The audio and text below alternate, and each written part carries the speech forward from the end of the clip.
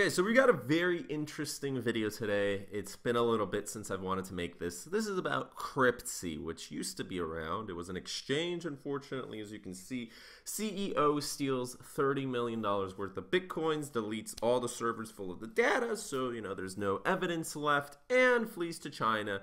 And what does he do? He starts another exchange. Yeah, so Cryptsy and Mt. Gox, which we're going to do a video on Mt. Gox in another time, which is actually a larger case. If you're not familiar with Mt. Gox, that's actually a huge reason Bitcoin did have a little bit of a dip around. It was years back, and pretty much Mt. Gox was in Japan, where hundreds of millions of dollars worth of Bitcoin just vanished. Mark Capelli's, but we'll get to that towards the later part of this video. Today we're talking about Cryptsy. My name is Michael Kubera. Definitely stay tuned for this one, and we shall see you on the other side.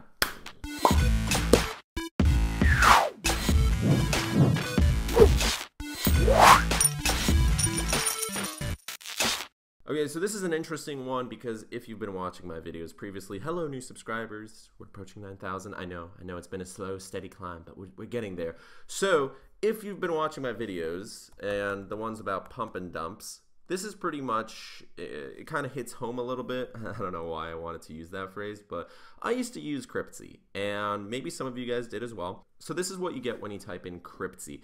It was an exchange, kind of like Poloniex, and back in the day I used it for pump and dumps, where I'd organize a lot of IRC chats. I'd get people on, and I'd say, hey, put all your Bitcoins on Cryptsy. That's the exchange we're using for today because there's a lot of altcoins, and there was a lot of altcoins. It wasn't the best exchange at the time. It wasn't the biggest, but it was pretty large, and it's not like, just like, oh, a random exchange with $1 million.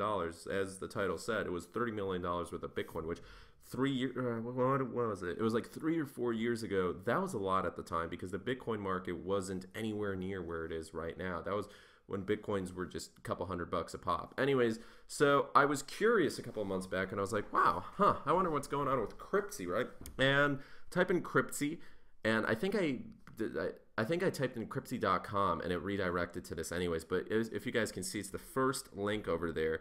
And the second link, the third link, is just fantastic. Cryptsy CEO stole millions from exchange. Coinbase to face trial over possible role in Cryptsy exchange. That's interesting. Really? So that's kind of new. June 12th, 2017, but I'm guessing nothing really happened from that. Cointelegraph. Yeah, so there's a lot going on. And Cryptsy.com doesn't exist anymore. The exchange is gone. This is what you get, cryptsysettlement.com, which pretty much gives you an update on what's going on. The latest update, the deadline to make a claim has passed. The court has given final approval to the settlement, including the notice. We're still in the process of reviewing the many claims. Okay, if you missed the deadline to make a claim, we may still be able to help you. Anyways, so this is an update to what I already wrote on Steemit. If you guys want, I already wrote the full story about this a couple of months back, 4 months ago. But here's pretty much what's going on. This is the guy. Can you see him? Well, actually, let's make my face a little bit smaller. That is Paul Vernon over there. And as you can see, that is a... he looks just so done with life, and just reporters, because we got a microphone right over there, and he's just like, what? That man is the individual behind $1 million company that took all your Bitcoins. Fantastic, right? So this honestly is a hilarious story, and I know I shouldn't be laughing about it, but this pretty much included 13,000 Bitcoins and 300,000 Litecoins, which now, this was 4 months ago, that $30 million, of course, crime is pretty much like, it doesn't matter what the future price will be, and I'm full aware of that. I'm just saying, like, just to put things into perspective, that 30 million bucks is, it's approaching 100 million now. So just saying, like, 13,000 Bitcoins and 300,000 Litecoins, that's a fair amount of cash, right? And so that is the man. Seems like a very trustworthy individual. His name's Paul Vernon. At the time of the heist in July 2014, the Bitcoin was estimated to be around 7.5 million and the Litecoins around 2.8 million. So it was like 10 million plus, or yeah. So when going to the actual website, as you guys saw, Cryptsy Settlement, there was this nice little thing that said there's important dates, there's a deadline, and there's going to be a hearing. So this was back during the spring and summertime. And the first paragraph says, if you're a Cryptsy account holder and are unable to access your cryptocurrency, you could get money from 2 different class action settlements. So that means there's 2 different lawsuits going on. Perfect, right? And that's an awesome greeting to Cryptsy. So the class action lawsuit claims that this is just where it gets fantastic.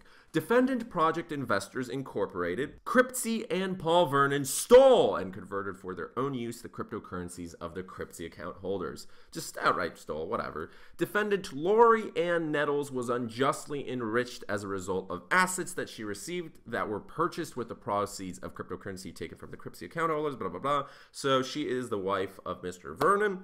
And defendants Ridgewood Investments and Kaushal Majmudar were unjustly enriched. Anyways, there's multiple parties at stake here that got millions of dollars. They had 2 class action lawsuits filed against them.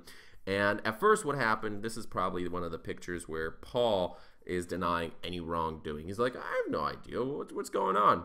He acted like everything was just okay, like it's going to be fixed, and he had no part in it. He even went as far as recruiting hackers with a reward of 1750 Bitcoin to retrieve the coin. So, yeah, unfortunately, all the Bitcoin kind of went into his pockets. Whoops. Honestly, American Greed might do a show on this guy in the future. That, my friends, is Mr. Mark Capelli's behind Mt. Gox. Look at him smiling with a nice little Bitcoin over there. Mark Capelli's is the step up from Mr. Paul Vernon, and pretty much here's why. Mark Capelli's ran off with hundreds of millions of dollars worth of Bitcoin, which at the time, right now, is billions. Just think about that. So Mark pretty much was, I don't know what's going on with Mark at the moment, but he was kind of like, he's a French guy living in Japan, and supposedly nothing happened to him. And there was like evidence like, oh, $1 million transfer from one account to another. So it's like, oh, I wonder where he got that money. And he also did go to like, we want to be kid friendly here, but you guys can see what it says over there, where pretty much he spent some money on girls, on very, very nice girls from Japan. Yeah, Mark. Woo! Oh, man. And he's just chilling over here with a nice little frappuccino. Starbucks is very tasty.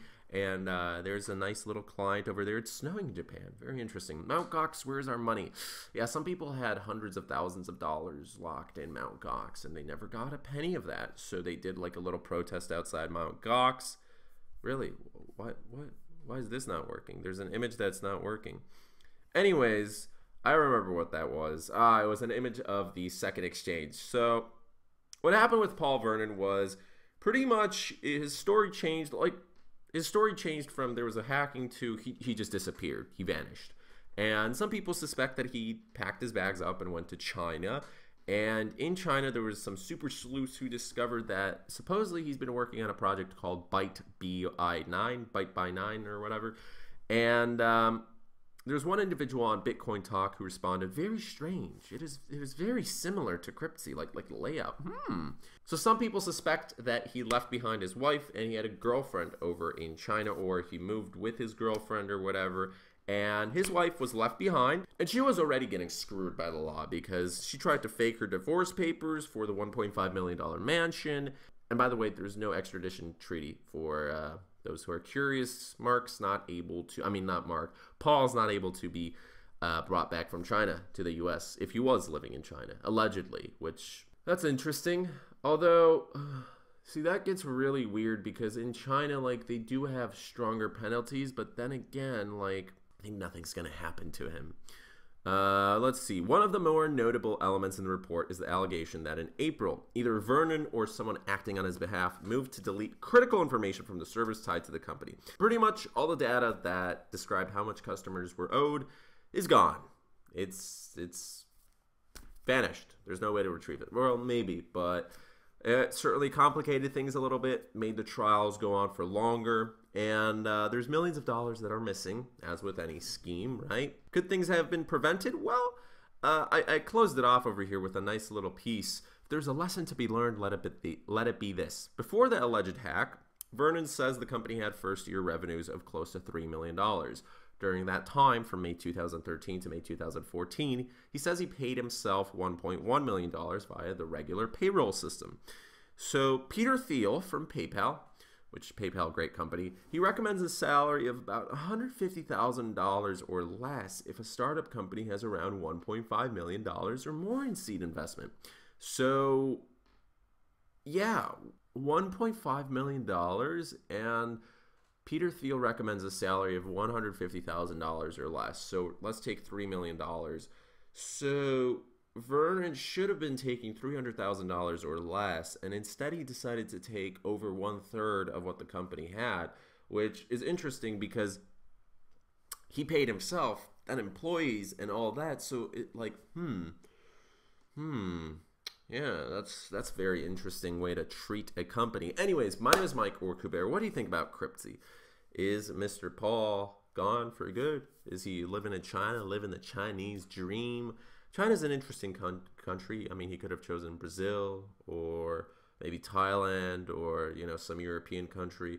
But hey, you know, not going to question it. I think he was a professional at what he was doing. That's why he started a second exchange, which I think Byte by 9 did get shut down eventually, and that was kind of an interesting thing with that. But yeah, some people, you know, they don't really care about making millions of dollars long term and creating a company that is actually going to be worth something later on in the future, because you probably could have made more money long term. But why work when you can just take like $10 million straight up front? Like, whatever, $10 million is a lot. You can buy yourself multiple houses, multiple Ferraris, multiple Bentleys, maybe a small little island in the Caribbean or Southeast Asia. It's just like, whatever, screw it. And he did start a second exchange, so he wanted more money. Anyways, we're going to see you guys tomorrow. Bye.